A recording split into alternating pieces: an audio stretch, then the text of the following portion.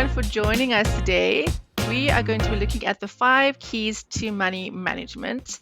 And in this course, I'm very excited because it's taken me over 20 years to learn these principles. And so I've jam-packed all the content that I have for you today. So if I'm going too fast, just take notes. I will share the recording with you. If you have any questions, pop it into the chat. I'll be looking to the left of my screen to be able to look at your comments that you have. So you are on this call today for one of 4 reasons, and maybe there's some other reasons that you're on the call today. You're tired of feeling stuck when it comes to managing your money. You are hoping to shift into healthier financial habits. Maybe there's a specific aspect of the way that you work with money that you feel like I have to change this specific thing. You'd like to learn about financial tools you might not know yet. Maybe you really struggle to stick to a budget and you want to learn, how can I stick to a budget? And you want to take steps to get out of debt. And so if there's some other reason that you've joined on the call today, please pop that into the chat and share that with, let's see what you are saying. Yeah. Okay. Timmy says 1 and 2. Okay. So thank you for sharing your expectations for what we were going through today. So Tumi does know me, but for those who don't, I have had over 14 job titles in 8 different industries and 3 careers over a 22-year period. And that's been journalism, communication, publishing, training, and most recently fundraising. But my passion really lies in personal development. And I want to understand why people are the way they are and why is it that some people choose a growth mindset over a fixed mindset? And why do some people get stuck and other people are thriving? So also just want to share the reason why I am so passionate about personal finances is because by age 32, I was almost in R1,000,000 of debt. I didn't know how bad it was until I was about to get married and we had to do an antenuptial agreement. And then I had to write down how much I actually owed. My husband to be, who's not, luckily still my husband at this time, he didn't choose to run away, but he almost had a heart attack. He had no debt, very different personality when it came to how he managed his money. And so together we had to relearn things about how we manage money. I can say very happily that we're now living debt free. It took us almost 4 years to get out of debt, but in that process, it helped us to rethink the way we were with money and start thinking about why the behaviors was coming up, why the patterns were coming up. So I definitely want to say that in this specific webinar, I want to be very vulnerable. I want to share what it is that I've learned and how I'm growing. I'm still learning and growing. We never stop doing that. But what you do share is confidential. If you want something that you share to be anonymous, that I don't say your name, please send it directly to me, and that I will know not to say it onto the public platform, so that you can just share with me anonymously. But I just also want to say there's no shame here.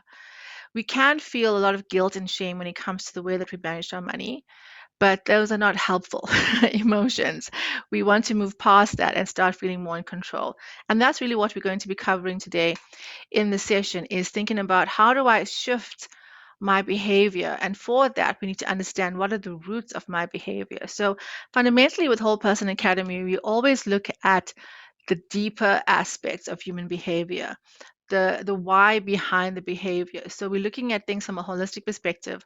We're wanting to build self-awareness and identify your blind spots when it comes to money management. So please take notes. I did send you a workbook when I sent out the invite for the webinar. And if you have had a chance to work through that, you'll already have had some level of awareness of what's actually affecting your relationship with money. Remember, when it comes to who we are, our minds and our emotions, there's the conscious level, things that we know about ourselves. Subconscious is just below the surface here. Every now and then when we have a time to think about things, time to evaluate things, it comes up to the surface and realize, oh, actually, I bought the shoes on sale because I was just bored or I was just lonely, and that was actually not a good idea. But there's a lot of our money drivers in the unconscious, and we don't know that we don't know it yet. So the core beliefs, our values, attitudes, perceptions, behavior, these are all things that are speaking to us all the time in our minds. And so we have to identify what are the things that are limiting us, what are those limiting beliefs when it comes to money management. And so I did share this on my social media posts, and if you haven't seen them, I want to go through this because so many people experience financial stress. No one talks about it, but also we are so used to living with stress, and it's compounded stress, it's complex stress. It could be work stress and family stress and financial stress. And so it's just all in one. And so we have to identify, well, what is financial stress? What is my worries around money? How is it affecting my quality of life, actually? So acute financial stress is defined as a pattern of intrusive thoughts, disordered feelings, avoidant behaviors related specifically to your finances. So, as we go through these, I want you to think about how many of them are actually affecting you. One is trouble sleeping, because when you go to bed, you don't have anything else to occupy your mind. And so you start thinking about your bank account or how are you going to pay the rent. Feeling isolated, because often we feel like we are the only ones struggling with money. Reliving past events. If only I didn't get into debt. If only I didn't make that mistake. If only. Four is feeling guilty for mistakes that you made. Perhaps you are in a situation where people are upset and your unhealthy relationship with money is causing relational conflicts, perhaps. Perhaps you're in denial about things and you think, well, everyone does this. Money comes, money goes. It's okay. I'll be fine. Perhaps you are using emotional numbing, whether it's shopping, which is a really typical one when you are knowing that you're facing one. Something I use to emotional numb a lot with shopping, or any other substance abuse. You just don't want to think about it, so you'll avoid thinking about it. Avoiding stress reminders. So knowing that a creditor is calling you and having that feeling in the pit of your stomach and not answering the call. So you're trying to avoid the stress reminders, or just extreme hypervigilance. Maybe you are really stressed about where the next thing is coming from, or you feel like you're being judged for things. Hi, Tash, welcome to the session. And so that is one of the other symptoms. So think about how many of the symptoms of acute financial stress you're currently experiencing. And again, like I said, there's no shame here. Most people are experiencing some form of financial stress, especially now during the pandemic and all the things happening in the country. So it's much more common than we think. And this is the point of the webinar today, is to try and help us to have self-awareness around it and to start looking at what is our beliefs about money, our core beliefs about money. How is that affecting my behavior? Because actually fundamentally it's exhibiting what I'm valuing in my life. So we have to identify what are the sharks in the water of the unconscious mind. What are the things that we need to actually delve deeper and understand where the roots are coming from? Okay, so this is the first key to money management that we want to talk about, and that is to know yourself. Now, it's really interesting. I have a 19-month-old daughter, Zoe, and they say the research shows that by age 3, your money beliefs and patterns are being established, and by age 7, they are actually set. So before you even know who you are in the world, your belief about money has been influenced by your environment. And so when we are looking into the unconscious mind, we're looking at the different schools of psychology, and there are 3 schools of thought specifically when it comes to psychoanalysis. They're going into the deeper unconsciousness, unconscious self. And so the 3 fathers of these schools of thought is Freud, and he believed that we are, as human beings, driven by the pleasure principle, which is also known as the will to pleasure. So, the id, ego, superego, we are just subject to our need for pleasure. Adler believed that, kind of on the opposite scale, on the pain scale, he believed that human beings are born with feelings of inferiority, and therefore they have an innate need to strive for superiority, to overcome that, and that's known as the will to power. And if we just think about it and think about what we see in the way that money use is depicted, people in our friends and family circle, in our colleagues, we might see this being playing out. But the kind of school of thought that I subscribe to and have always kind of been drawn to for years has been the school of logotherapy, which Viktor Frankl, a survivor during the Nazi concentration camps, he saw that when power and pleasure was taken away from people, when they were stripped to their bare bones, literally, no clothing sometimes, there were some people that was able to hold on to hope in the most abject, extreme environments, and those are people who found that their lives had meaning. And so he developed this entire school of logotherapy where he talks about that people's main concern in life is to fulfill a meaning and actualizing your values. And he calls that the will to meaning. So it's about finding a purpose in life. Why am I here? And if you know your why am I here, what am I here for, that helps you to be resilient. That helps you to understand your core beliefs and you become more proactive in your life, you're able to take control of your life. So, what is your money script? Your money script, there's a lot of research about that. You can do just Google, you'll find a lot of information about it. But these money scripts are actually developed in childhood. So think about when you were growing up. What did you hear about money? What did you observe about money? They pass down from generations to generations in family systems. So we think about cycles of poverty. And why this is so interesting to me is because I worked in universities raising funds for bursaries for students. And we often spoke about how this shifts the poverty cycle because these graduates are now able to earn incomes and shift income, but also with that there was a lot of psychological resistance to it because these students would feel a sense of loyalty to their parents and feel I'm not allowed to be successful, more successful than my parents. That's why it's very unconscious, your money script. It's contextually bound, so where you grew up in your environment, the experiences that you had, how your mom and dad related to money, and these are the factors that actually drives our financial behaviors. So think about, did your parents talk to you about money? Just pop into your chat yes or no, because most parents don't talk to their kids about money.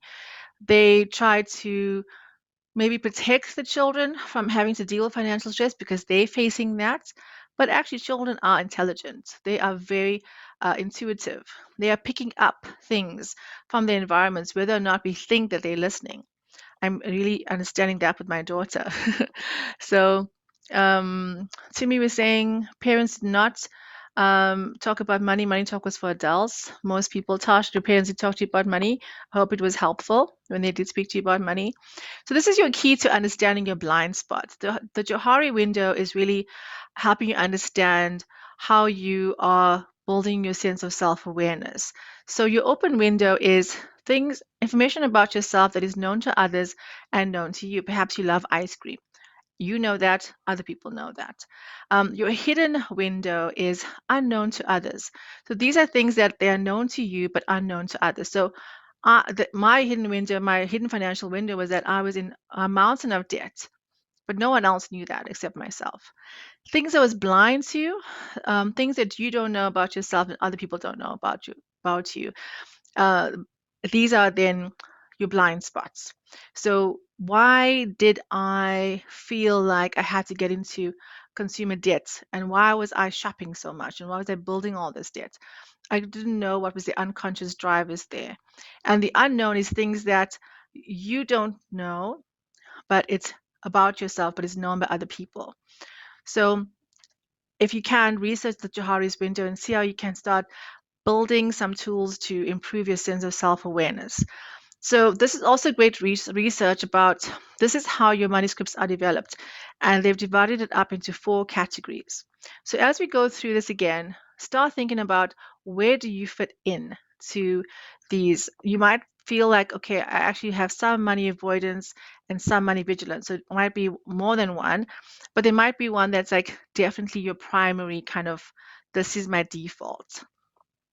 So money avoidance says these are some of the thoughts that go through your mind if your script is built on a money avoidance kind of framework. I don't deserve a lot of money when others have less than me. Rich people are greedy. It is not okay to have more than you need. People get rich by taking advantage of others. I don't deserve money. So do you see how these kind of thoughts that you're having, and these are maybe not conscious thoughts, these are subconscious thoughts that are kind of running through your mind as a background noise every time you are facing perhaps a financial choice or you see someone that you feel is wasting money. These are all narratives, very powerful narratives that are driving our approach to money. So money worship, is this something that you resonate with? Things would get better if I had more money. More money will make you happier. There will never be enough money.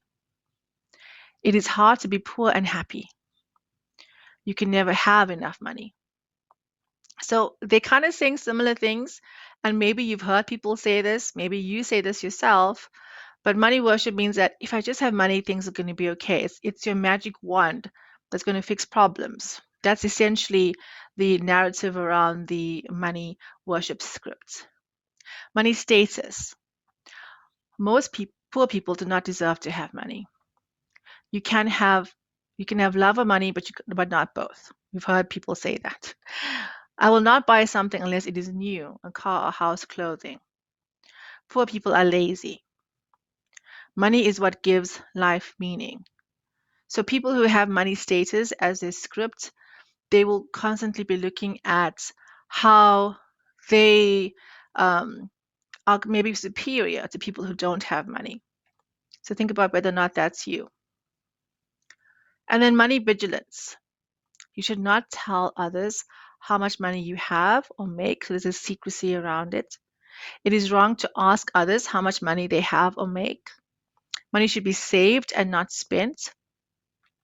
It is important to save for a rainy day, and people should work for their money and not be given financial handouts. So think about which one you mostly resonate with. If you had the workbook with you, if it's open up there, you'll see that I expanded on some of these scripts a bit more to help you to kind of see where is your natural default. So I'm going to give you a minute to just think about which one. You don't have to share it in the chat. This is mostly for your own reflection. Which one is the one that I resonate with the most? Is it money vigilance? Is it money status? Is it money worship? Or money avoidance? Which one do I feel like, yes, I've been given a script somehow, I've been set into a plot in a movie, and this is what I've been living out. So think about that. So let's think about, what does it really mean to be rich? When I ask people what it means to be rich, they just say, I want more money. But there isn't actually a number in their mind of what richness would be. And so we've seen this whole past week just the realities of the inequality divide in South Africa. So to put into context, I want to see where you are on the scale of rich and poor spectrum, specifically in South Africa. Okay, so in order to be among the richest 1% of South Africans, you need to have a household income of 48,000 Rand per month after tax. That's the richest 1%. Obviously, it goes to, much higher than that, but that's your starting kind of entry into the richest 1% of the country. The richest 10% take home 7,500 Rand a month. So where are you in that bracket? I'm assuming people on the call might be already up in the 10%. The median wage in South Africa is 3,300 Rand, and each wage supports about 3.5 people in the house, obviously, which equates to 30 Rand per person per day. And this is why we've seen all of the scenes that we've seen in South Africa. More than half of the population lives below the upper bound poverty line, which is currently at 1,200 Rand per person per month. So when we think about rich, we think about, Bill Gates and Warren Buffett, and these are the billionaires. We think that's rich. But in the context of where we're living, people would look at us and where we live and what we earn, and we would be deemed as rich. So if that's challenging your mindset, please say yes or no, or you already know this in the chat. Because when I discuss this in our training sessions, people are quite taken aback because they don't consider themselves as rich, because other people are rich and it's something that we still have to attain. So the second key to money mastery is to connect your head with your heart. And this is really the essence of Whole Person Academy, is to get your head to work with your heart. And often Tosh is surprised, Jimmy's surprised, Tosh is interested in that. I know it's quite shocking to realize that actually we have more than we think we have in terms of where we are on the spectrum. So we've kind of been trained to let the brain go in one direction and the heart kind of go in another direction, and we always feel the tension of, okay, I have to be an adult now, I'm adulting, but actually I want to do this thing that makes me happy on the other side. And really, when it comes to finding a way to taking control of your money, we have to get the head and the heart to work together. Think about times when you wanted to spend money and your brain's like, okay, I'm going to be good. I'm going to stick to my budget. And your heart was like, oh, but come on, let's just have it this one time. And then you override your brain, your rational thinking, and you buy the thing or you pay for the experience or whatever. And this is really the essence of magical thinking. We started doing some financial literacy training with university students, and if they've had funding through a bursary program or through the Disfund scheme, they get all of the money in their bank account in one payment. So imagine you're 18 years old, you get to campus, you've never seen this type of money ever in your lifetime, and now it's in your bank account. And so you start thinking, okay, I know I have to save my textbooks, it's for my rent, it's for my food, but there's a party and there's a cute boy that I like.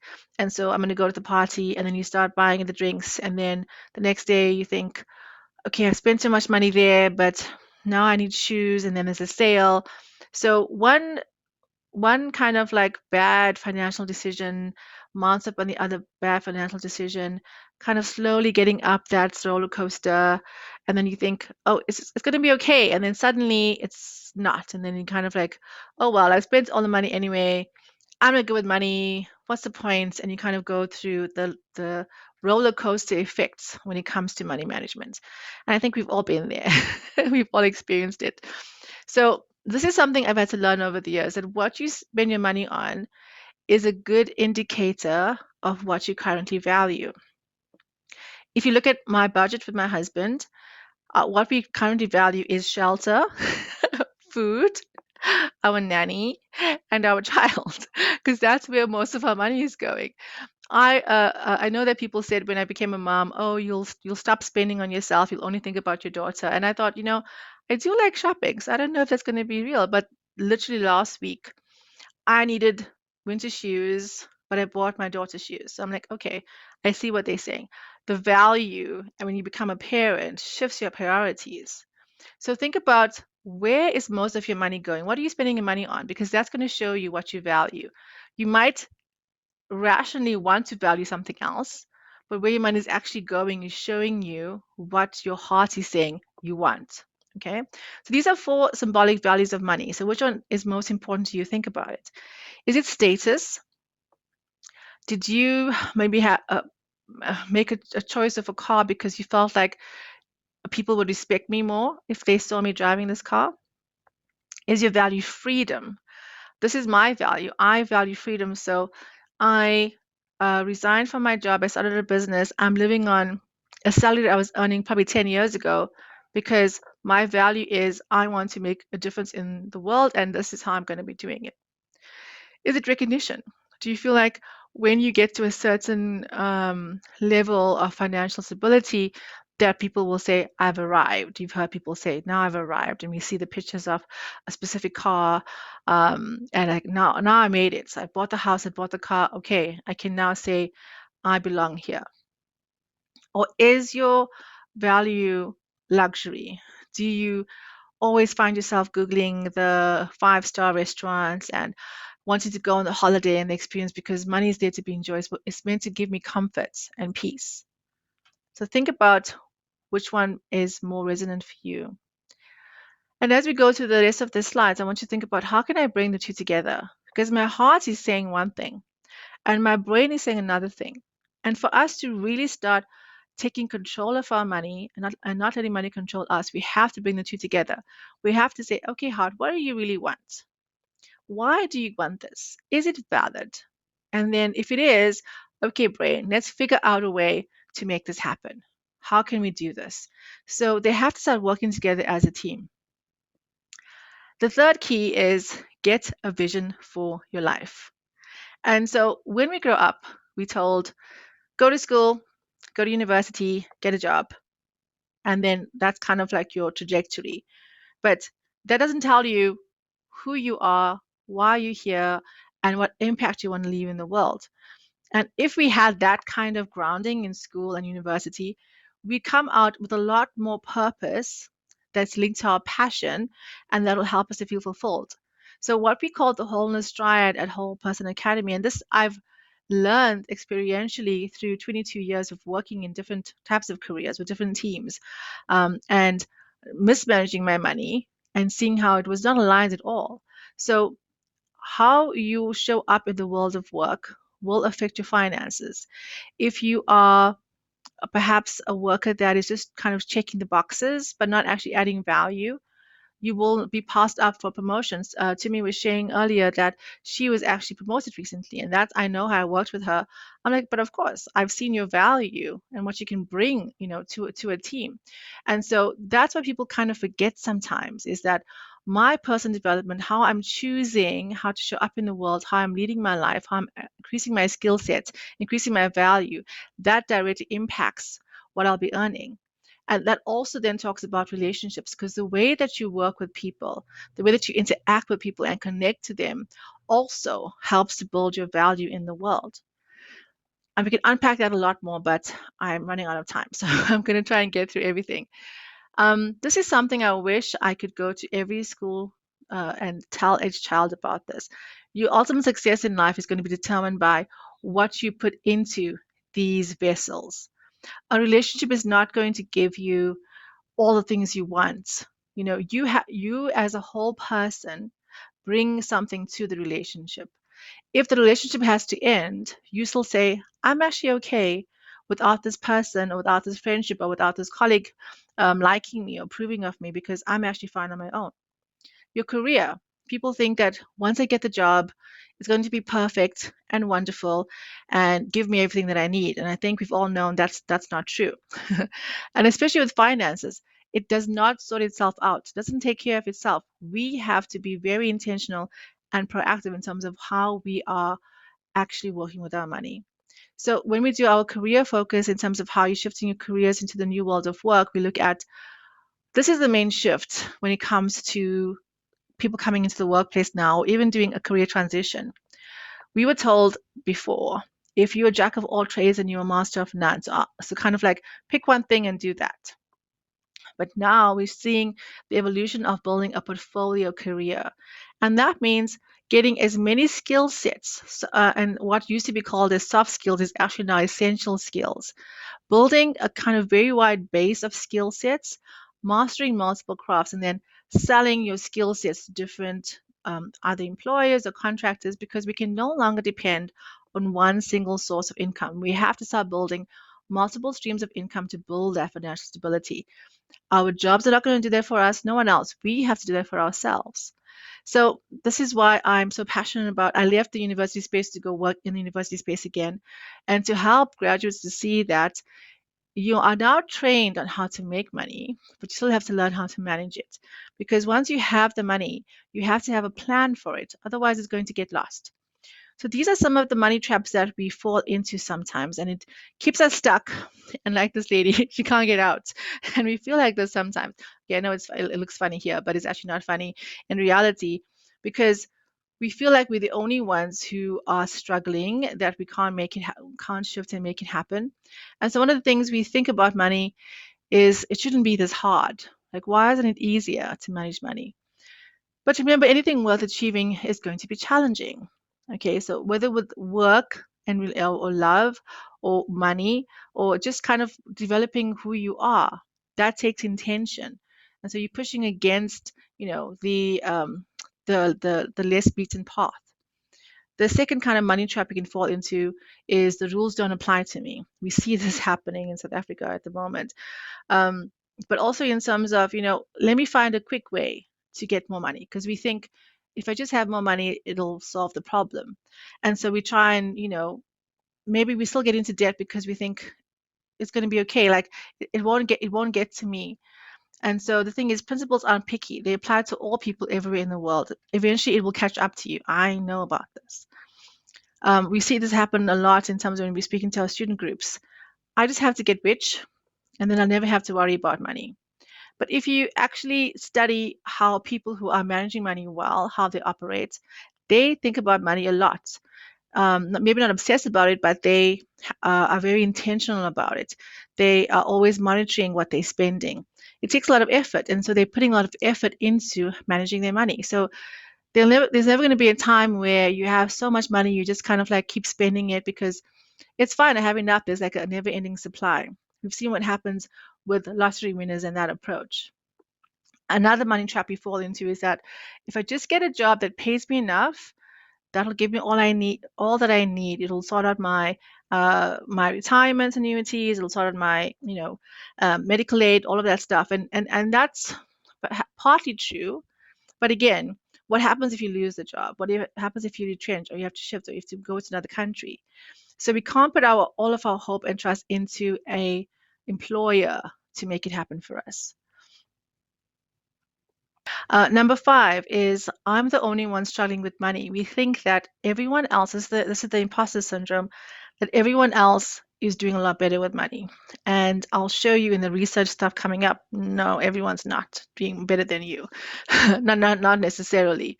So here's some more self-reflection questions here. Is achieving my financial goals my core focus? Am I chasing the money goal?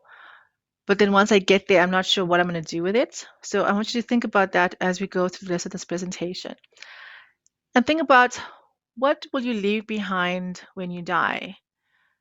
It's really tragic to see so many amazing people, young people, leaders in our community that we are going to be missing, that have passed away because of COVID and obviously other diseases. But think about that. What will you leave behind when you're gone? Do you want to leave a positive legacy for your kids and make sure that they're taken care of? Do you want your friends and families to know that you cared about them? Will people say, oh, well, Cheryl always worked and I never really knew who she was? I mean, that's a bit, we're wasting our lives if we are only chasing a financial goal with no real reason of why we're doing it. So something we often include in our training and coaching sessions is, we call it our purpose matrix. So we look at things like your identity. Who am I? What are my passions? What are my dreams? What are my abilities? And from this, we help you to craft a personalized purpose statement. It's your vision, it's your why. So why are you here? And once you know that, I mean, when we do this, it's so remarkable to see what comes out of people's spirits, because actually it's from your spirits. It's spirit, soul, body. And they have this amazing big vision for their lives. And when they know that, it becomes a compass. It becomes what directs them. Okay, if I know that I want to start an international NGO to help girls to become entrepreneurs in Africa, then that tells me what kind of jobs I want to take, what skills I have to grow, where do I invest my finances, do I want to become financially independent so that I can pursue this goal?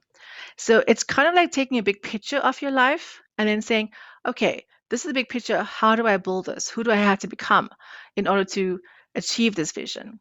So what we believe is not what we say we believe, but it's what we actually do. So this is why it's so important to understand the core belief system. And then once you know your big vision for your life, then you can start connecting your financial goals to your vision.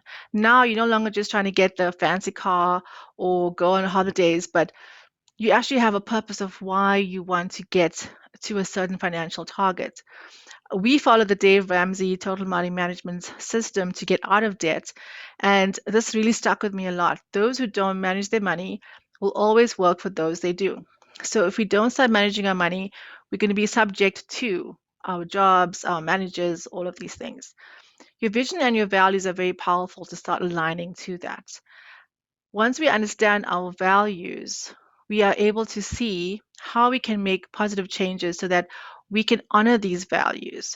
I know a friend of mine who she really values stability and security, and she shifted into a new job, and there was a kind of value violation. Her values were being violated, and she couldn't understand why she felt frustrated in his new job.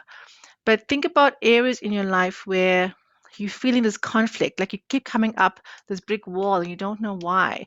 Maybe it's because you're following a script of society that tells you, get a job, get a stable job, and that's what your life's about. But you're missing, the other aspects of your purpose. So if you're getting kind of fuzzy picture, like static, like these things that are not making sense, there's no clarity, perhaps it's because we're not aligning who we are with what we really value and what we are here for. So once we get clarity on that, we start getting better direction. We start feeling like, okay, I'm motivated now to actually shift things in the right way. John Maxwell says that when values, thoughts, feelings, and actions are in alignment, wholeness is bringing all the parts together. A person becomes more focused and the character is strengthened. And this is not impossible to do, right? The way that we've been taught this is my salary and my job title. And then because people meet you like, who are you? And they ask you like, okay, tell me what you do. Where do you work? What's your job title? But we are seeing a shift, and I'm very glad to see the shift of moving towards a more holistic approach to life. Am I mentally strong? How much free time do I have to pursue the things I want, to spend time with my friends and family? Do I like what I do? Do I enjoy my work? Am I passionate about it? Am I taking care of myself? Because if you're not actually taking care of who you are, then you're just kind of sacrificing yourself for someone else's value, someone else's script. So, in order for us to be able to add value in the market and start actually shifting the way that we work with money is to understand that this is always going to be the cycle of earning. We're going to be learning skills as things shift, unlearning, relearning, and repeating all the time. And that's how we keep earning and making ourselves valuable in the marketplace. When you get some time, if you don't know about this already, please research the FIRE movement. It's basically financial independence and early retirement. So this has been kind of driven by the millennial generation, where they're saying, I'm seeing my parents retire at age 65 and then trying to travel and do the things they want to do. I don't want to wait that long and work in a job I hate. How can I kind of make it a shorter a shorter route, so how can I actually become financially independent, meaning I'm able to invest so that I can cover my basic expenses so that I can do work that I love. And there's a lot of different approaches to the FIRE movement. There's a lot of blogs out there, podcasts out there, but start thinking differently. And there are people who are doing it where within, I don't know, 3 to 5 years, they're able to, and I know people in South Africa as well, the South African FIRE movements as well, groups that you can be part of. It does take a lot of intention and effort, but it is possible. It's another alternate pathway to us actually being able to earn an income. And number 5, as we come to the end of the webinar, I do want to have some time for comments and questions, is once you then understand, why am I here? What do I actually want to achieve? And now I'm more motivated to build the strong financial habits. And we know what we have to do, right? When it comes to managing money better, we know we have to spend less than we make. We know that we have to limit or eliminate debt as much as possible. And we know that we have to invest and save for our future. But it's like knowing what you have to do to be healthy, eat less, move more. It's simple, but the actual doing of it needs that kind of inner drive that is really kind of shifted towards understanding your why. Because if I know why I'm wanting to work on a project or reach this goal, I'm much more motivated to do it. So I have a quick question for everybody. Tell me, how many days from payday, how many days do South Africans, and specifically South Africans, take to go from payday to broke? Is it 5, 10, or 20? Or if you have another guess, let me know. Maybe you think it's 15 or another number. Let me know what the number is on the chat.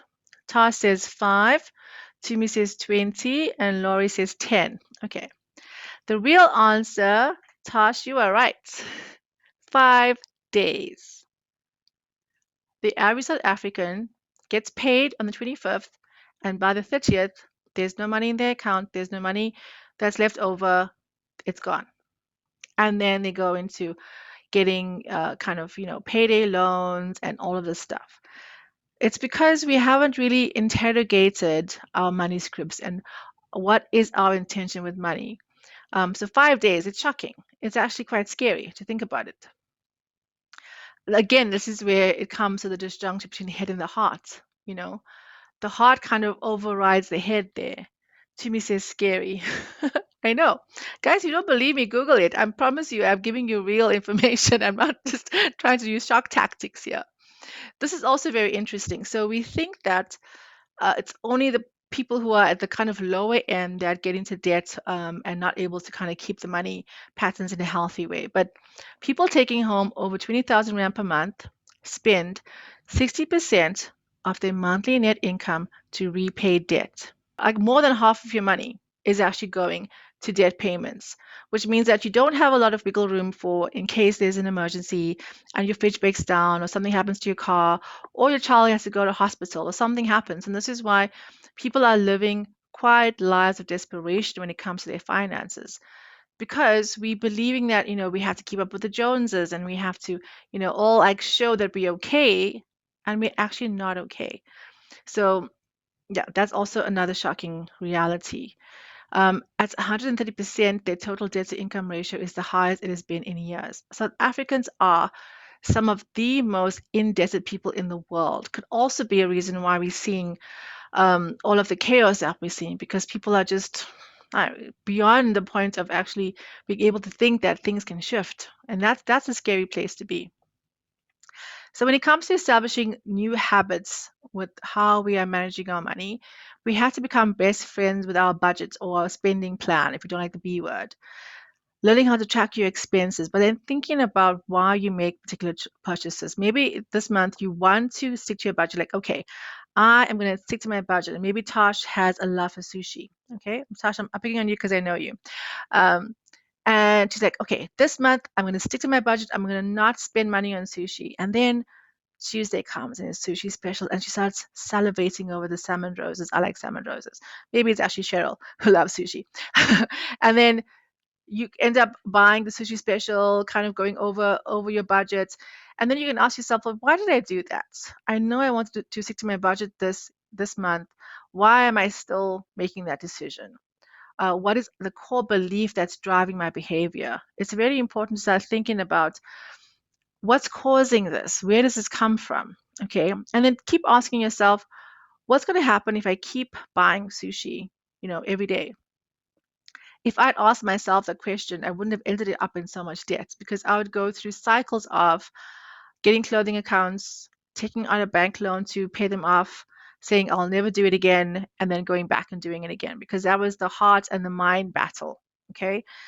So I didn't have a compelling vision of my future. Now I do. So I'm not tempted by those things now. There's no way I could ever get back into debt, because I've shifted from that. I have a vision. I have a different perspective on life than I did before. So simply to go to your budget ratios, you should be saving and investing at least 20 or 25% if you can.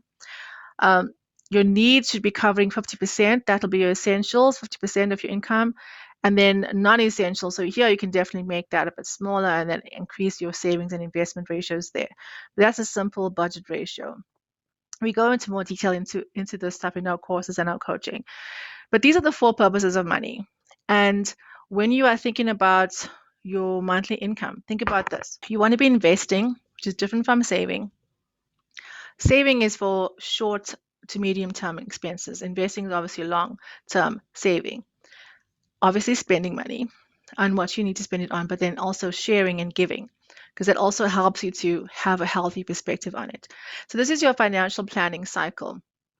Understand your needs and goals, assess your current financial state, create funds essential to your survival.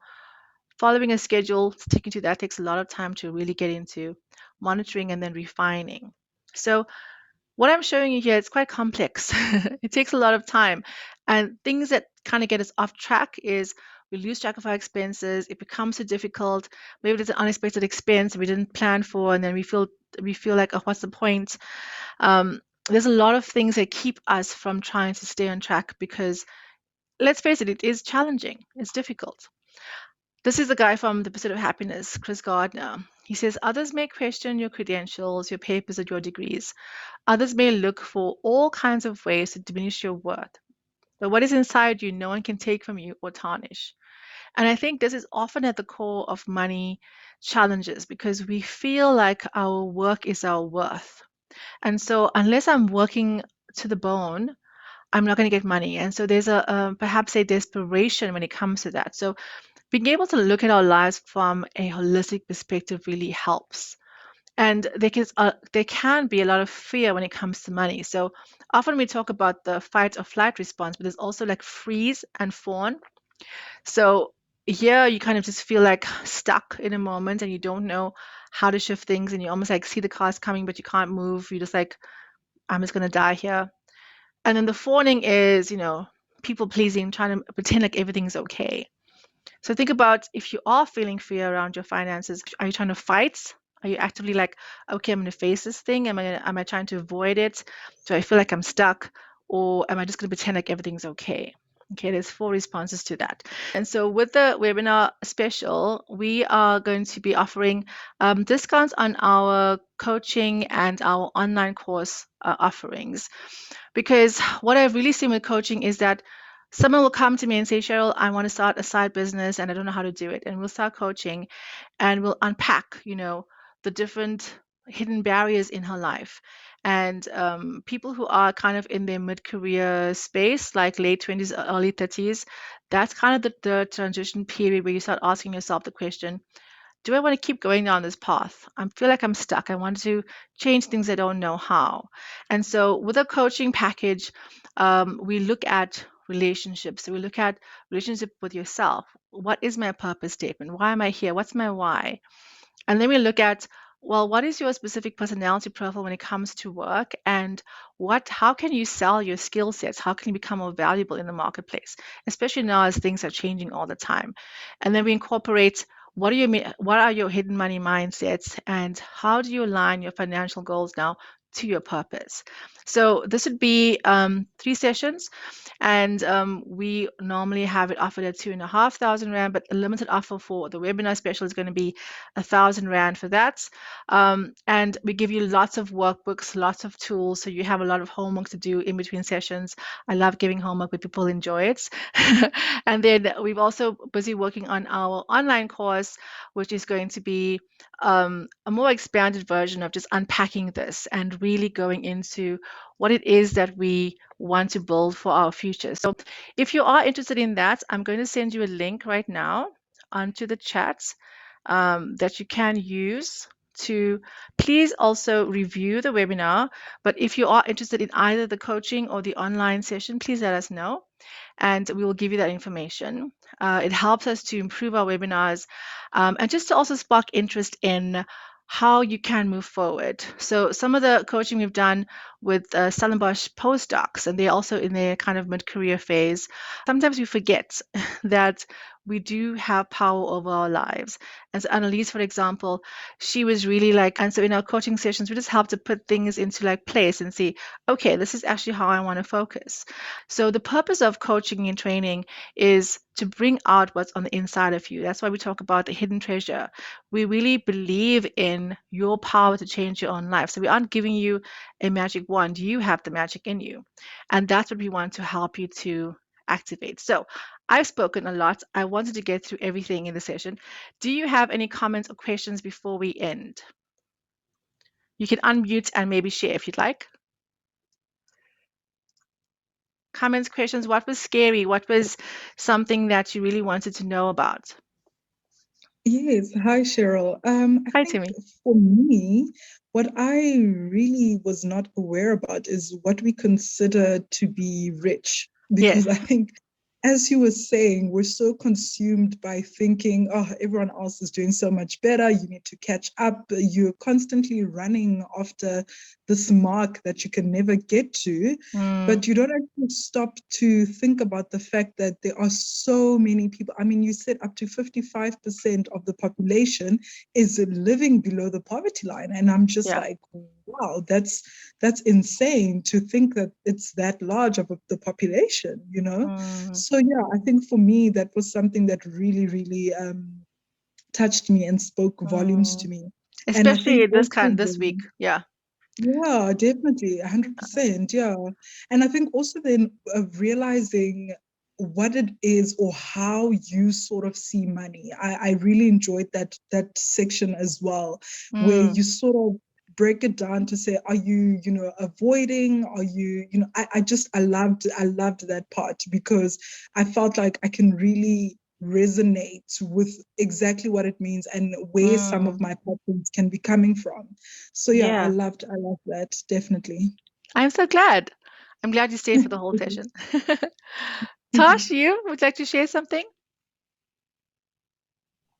Yeah. Where can I get the recording? Because I missed the first 20 minutes because I was doing communion with the church. So I was like, listen to the webinar, which I really want to do, or do church. So I will be sharing it onto my YouTube channel and then sharing with everyone who signed up on the webinar because I've got the email addresses. Yes, definitely. Yeah, and it is. It's like I know all of this. Well, not in all your of head, it, right? Yes. I know it, but I don't do it. You know, and it's good to just have a reminder. Yeah, so thanks. I really enjoyed it. I'm glad you did. Thank you. And I think especially this week when we see, you know, if more than half the country are living in desperation, it doesn't obviously, you know, excuse looting and violence and criminal acts, but we can maybe have a bit more empathy to people who are still stuck and who've been waiting for government for 27 years to change. I think we've learned that we can't wait for government to change. We can change ourselves, but not everyone obviously has access to the help and resources that they need. So thank you so much, guys, for staying on, and I hope you really enjoyed it. I will send you information about our next webinar coming up, and I hope you have a great day. Perfect. Thanks so much, Cheryl. Have a good day. We'll chat soon. Yes, definitely. Bye-bye. Have a good day. Bye. Bye.